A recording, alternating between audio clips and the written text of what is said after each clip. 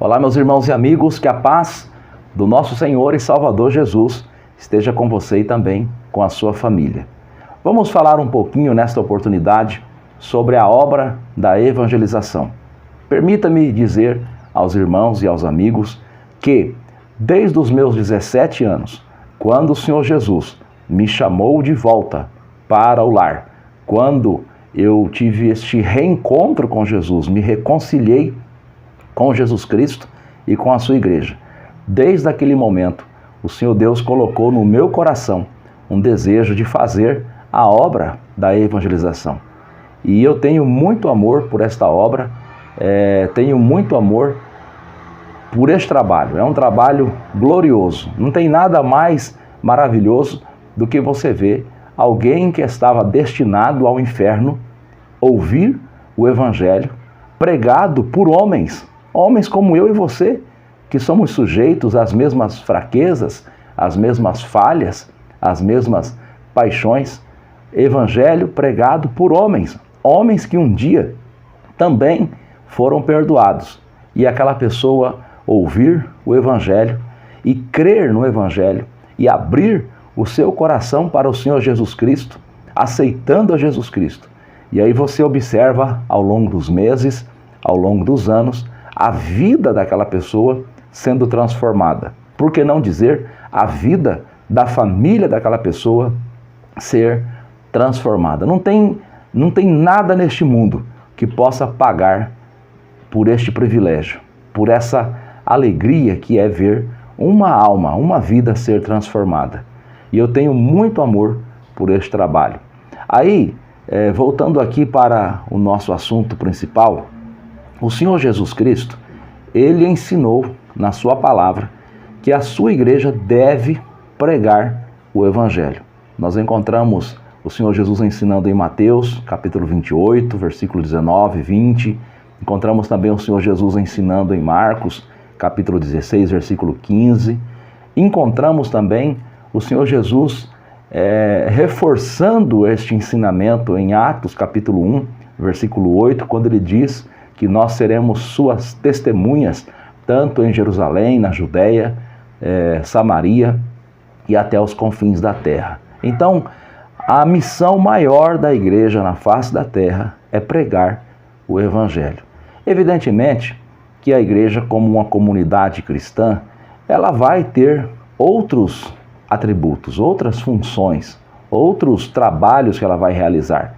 Assistência social, receber as pessoas na comunidade, ter comunhão, né? Ela vai ter outras obras que são próprias de uma comunidade, né? Que são próprias do relacionamento humano. Mas a função principal da igreja é pregar o Evangelho. E ela não pode se desviar desta função. E aí eu gostaria de dizer aos irmãos e aos amigos que o próprio Jesus, o próprio Senhor Jesus, quando ele percebeu que tinha pessoas se aproximando dele, não com a intenção de ser salvos, mas com a intenção de desfrutar de outros benefícios que não propriamente a salvação, Jesus ele repreendeu essas pessoas. E isso serve para nós de ensinamento.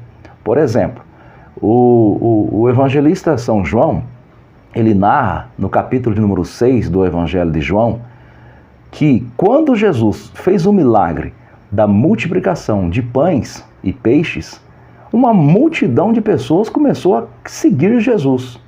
Veja, pão e peixe, nós poderíamos aí, nos dias atuais, dizer, né, que Jesus ali fez uma assistência social, pão e peixe. Saciou a fome das pessoas, saciou a necessidade física das pessoas. Uma multidão começou a seguir Jesus. Só que Jesus, sendo conhecedor de todas as coisas, entendeu que aquela multidão estava seguindo ele não por causa da salvação, mas por causa dos pães e dos peixes. Preste atenção nisso. Jesus não permitiu-se desviar do foco. Qual é o foco? Pregar o evangelho, salvar almas, ganhar almas.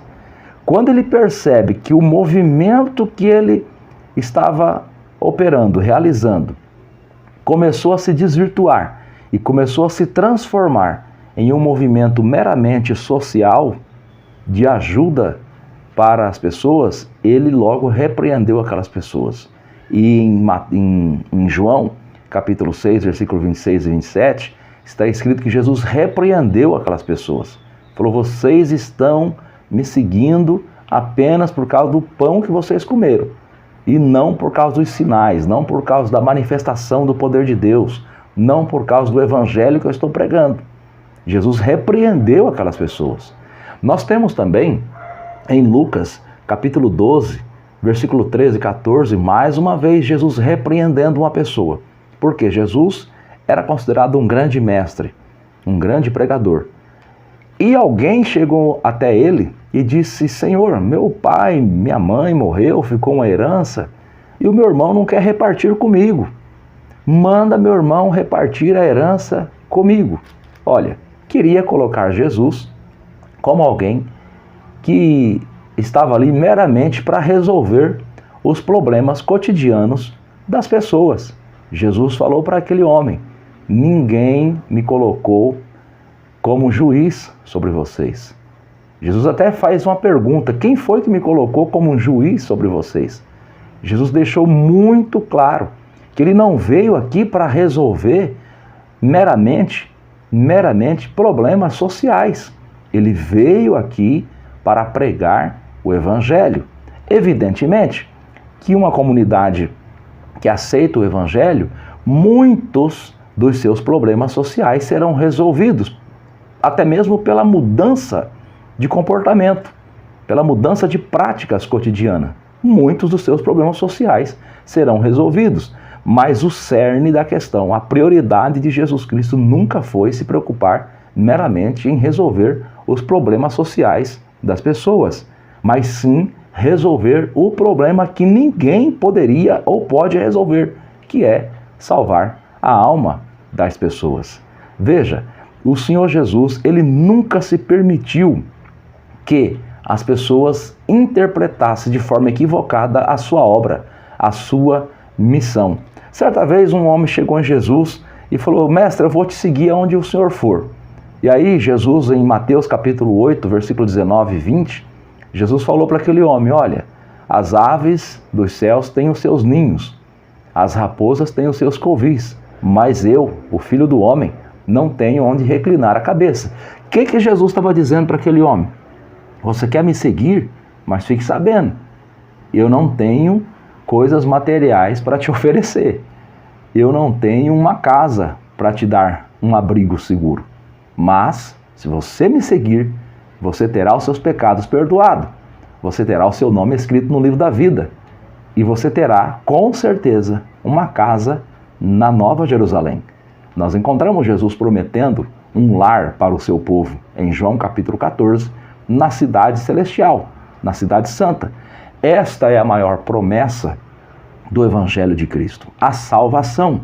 Então veja, todas as vezes que alguém interpretou errado a obra e a missão de Cristo, ele rapidamente trouxe a correção, ele rapidamente colocou as coisas nos seus devidos lugares, né? Então nós vemos este comportamento de Jesus Cristo, ele sempre se preocupando em manter o foco.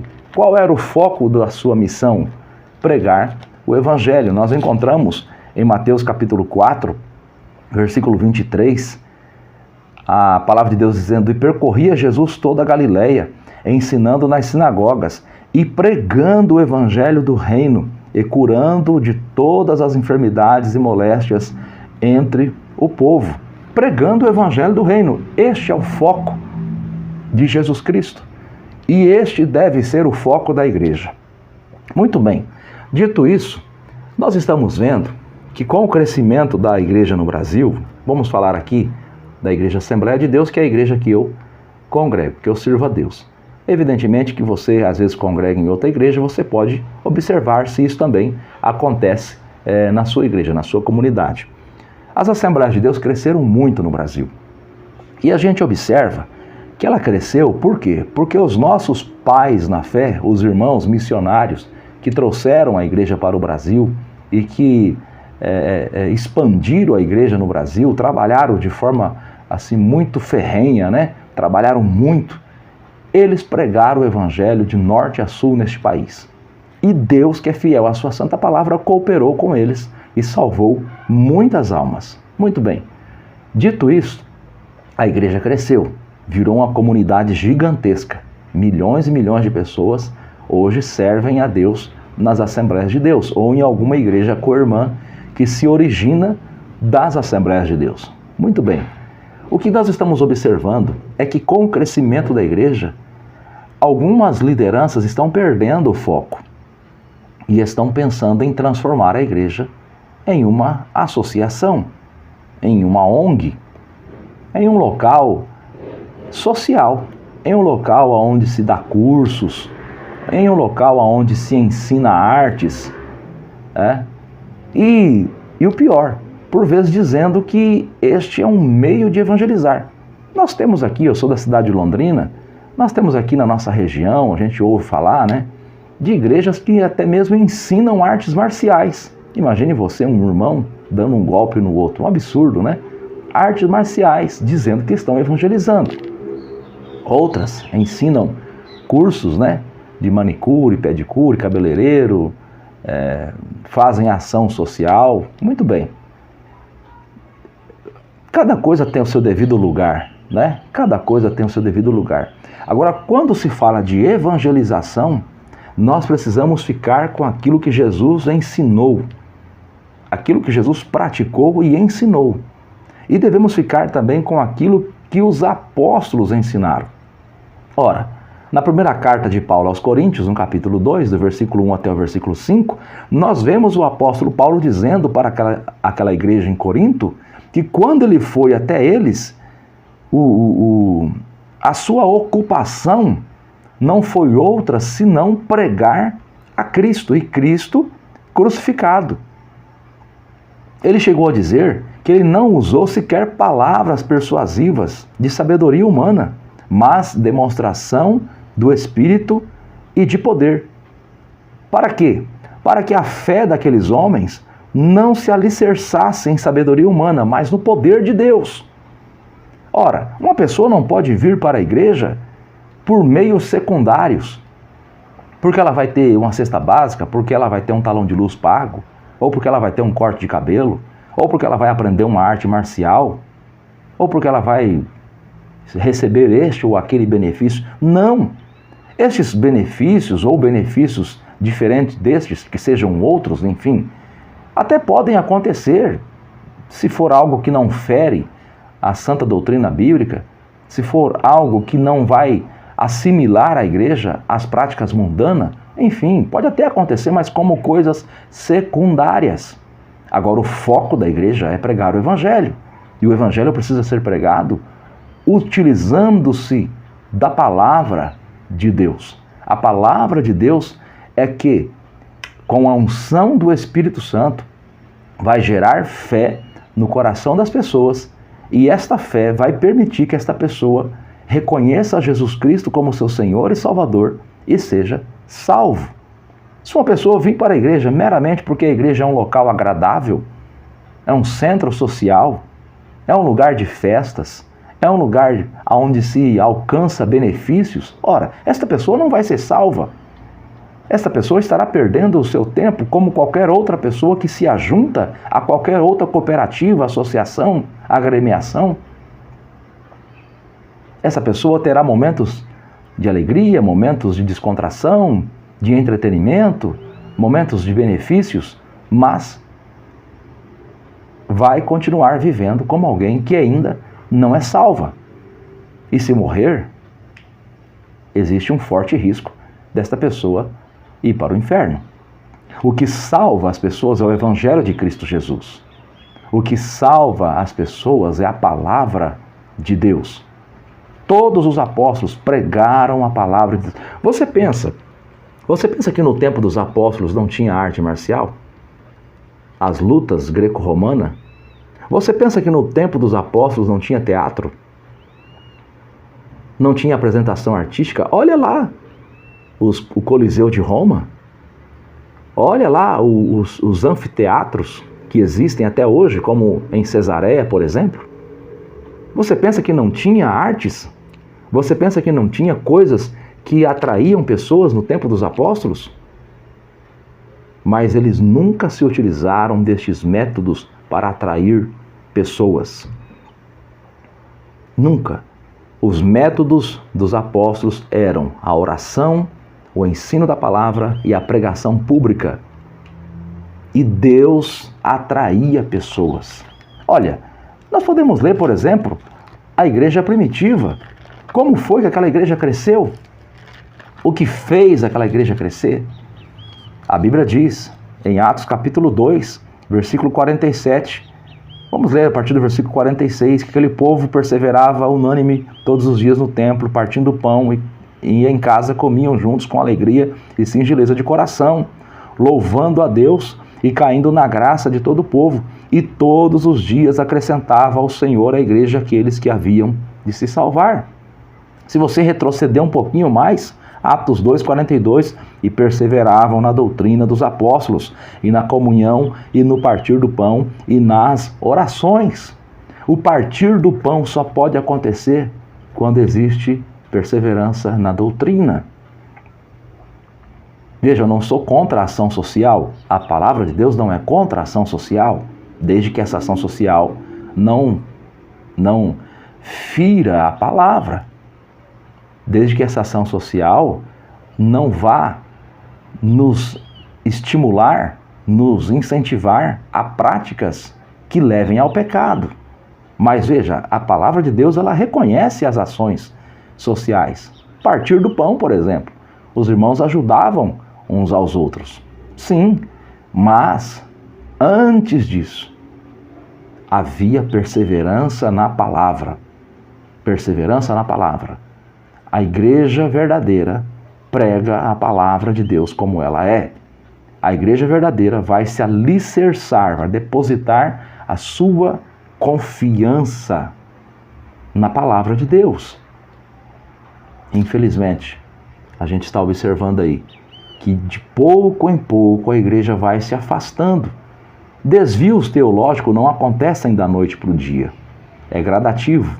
De pouco em pouco a igreja vai se afastando daquilo que é a sua real missão. Que Deus tenha misericórdia de cada um de nós, nos ajude a perseverar na sua santa palavra. Deus abençoe a sua vida e a sua família, no nome de Jesus.